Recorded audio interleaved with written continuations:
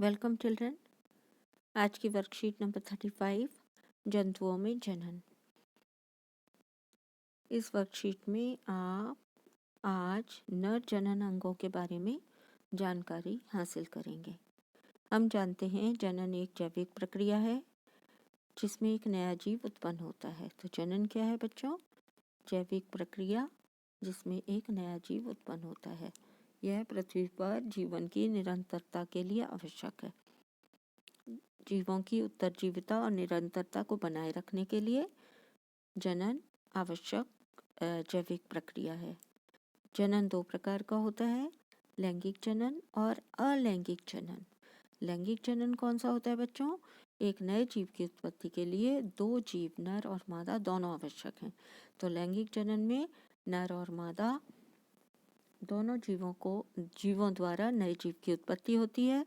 ऐसे जनन को हम लैंगिक जनन कहते हैं। अलैंगिक जनन क्या होता है? जिसमें एकल जीव, या तो नर या तो मादा, कोई एकल जीव एक नए जीव की उत्पत्ति करने के लिए सक्षम होता है या पर्याप्त होता है। तो ऐसे जनन को जिसमें एकल जीव नए जीव की उत्पत्ति करता है उसे हम अलैंगिक जनन कहते हैं। जैसा कि आप पिछली कक्षा में पढ़ चुके हैं, लैंगिक जनन करने वाले पौधों में नर और मादा जननांग होते हैं। पौधों में भी दो तरह का जनन होता है, लैंगिक जनन और अलैंगिक जनन। तो लैंगिक जनन करने वाले पौधों में जो जनन अंग होता है वो पुष्प होता है, और पुष्प में क्या होते हैं? नर और मादा जनन अंग होते हैं। आपको याद होगा, नर जनन अंग को हम क्या कहते हैं? पुंकेसर, और मादा जननांग को हम स्त्री केसर कहते हैं। जंतुओं में भी नर और मादा में अलग अलग जननांग होते हैं। सभी जंतुओं में भी क्या होता है? नर और मादा में अलग अलग जननांग होते हैं। जनन अंगों का एक मुख्य कार्य, जनन अंगों का मुख्य कार्य क्या है? मुख्य कार्य है युग्मक का निर्माण करना। युग्मक, नर युग्मक और मादा युग्मक, दो तरह के युग्मक होते हैं बच्चों, नर युग्मक और मादा युग्मक। और इन युग्मकों का निर्माण कौन करता है? इन युग्मकों का निर्माण जनन अंगों में होता है। ये युग्मक संलयित होकर युग्मनज का निर्माण करते हैं। जब दोनों युग्मक, मादा युग्मक और नर युग्मक संलयित यानी फ्यूज होना, जब ये जुड़ते हैं, संलयित होते हैं, तो इनको जुड़कर ये नई कोशिका बनाते हैं, जिस कोशिका को हम क्या कहते हैं बच्चों? युग्मनज। युग्मनज नामक नई कोशिका बनाते हैं। ये एक एकल कोशिका है, और यह युग्मनज धीरे धीरे विभाजित होकर भ्रूण में परिवर्तित होती है, और भ्रूण से नए जीव का विकास होता है। तो इस तरह नए जीव की उत्पत्ति होती है। नर और मादा युग्मकों के संलयन के द्वारा इस प्रकार संलयन के द्वारा जो युग्मनज बनता है और उससे जो नए जीव की उत्पत्ति होती है, इस प्रकार के जनन को हम लैंगिक जनन कहते हैं। नर और मादा युग्मक के संलयन की प्रक्रिया को हम निषेचन कहते हैं। यहाँ पर आपको चित्र में दर्शाया गया है। नर युग्मक को क्या कहते हैं बच्चों? शुक्राणु। जो नर युग्मक बनते हैं उसे हम शुक्राणु कहते हैं, और जो मादा युग्मक बनते हैं उसे हम अंडाणु कहते हैं। तो जब शुक्राणु और अंडाणु का संलयन होता है, दोनों मिलते हैं, मिलकर क्या बन जाता है? एक एकल कोशिका बनती है, जिसको हम क्या कहते हैं? युग्मनज। युग्मनज से नए जीव की उत्पत्ति होती है। आइए हम मनुष्य के जनन तंत्र के बारे में जानते हैं। अब हम क्या पढ़ेंगे? मनुष्य में या मानव में जनन कैसे होता है। आज हम मादा जनन अंग, मादा नहीं बच्चों, नर जनन अंग के बारे में, मनुष्य के नर जनन अंगों के बारे में जानेंगे। तो नर जनन तंत्र में क्या होते हैं? ये इसके मुख्य भाग हैं। एक जोड़ा वृषण होते हैं। ये आपको जो दो गोल गोल दिखाए गए हैं, ये वृषण है। एक जोड़ा यानी दो वृषण होते हैं। दो शुक्राणु नलिका होती हैं। ये जो नलिकाएं जा रही हैं, ये क्या है? ये शुक्राणु नलिकाएं हैं। ये जो नलिकाएं जा रही हैं, एक और एक, ये शुक्राणु नलिका है। इसके अलावा एक शिश्न होता है। ये बीच में क्या है? एक शिश्न है। तो 3 मुख्य भाग हैं। नर मानव के नर जनन तंत्र में एक जोड़ा वृषण, 2 शुक्राणु नलिका और एक शिश्न। ये किसके भाग हैं?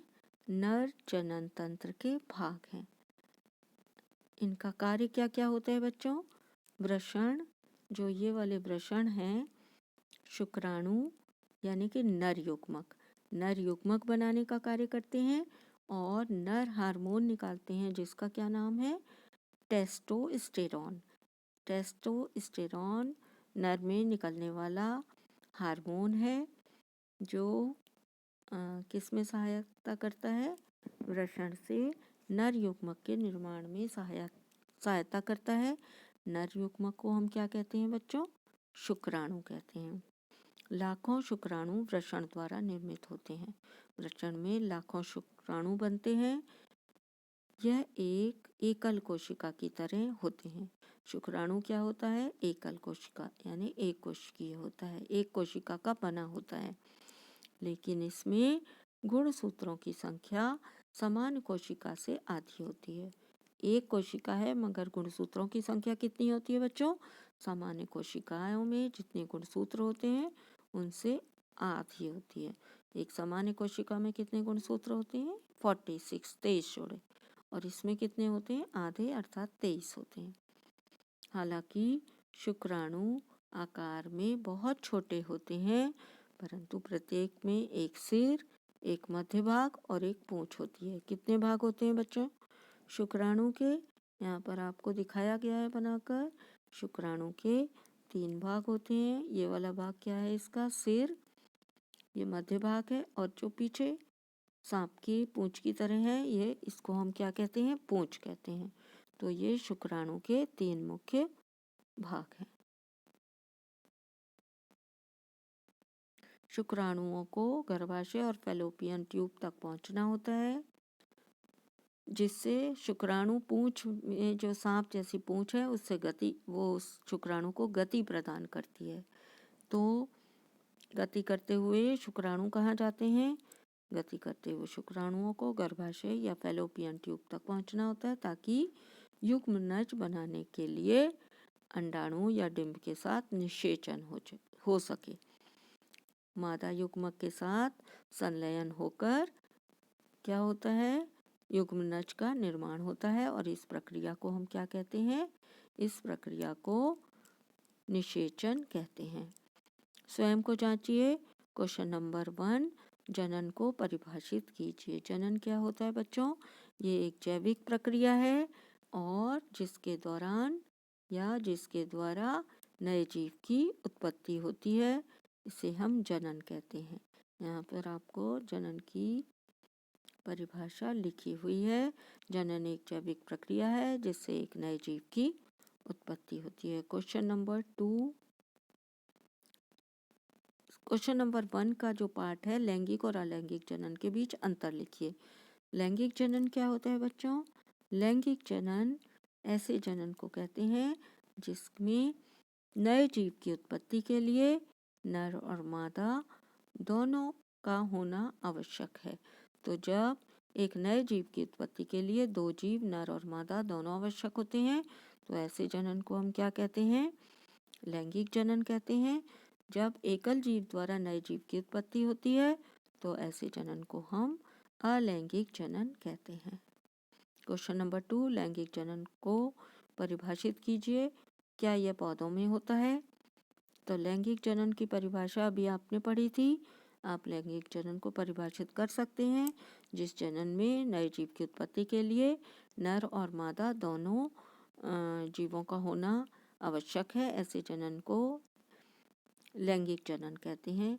क्या यह पौधों में भी होता है? पौधों में भी लैंगिक जनन होता है बच्चों। और लैंगिक भाग, वो जनन भाग कौन सा है पौधों का? पुष्प। पुष्प में मादा जनन अंग और नर जनन अंग पुंकेसर और स्त्री केसर के रूप में उपस्थित होते हैं।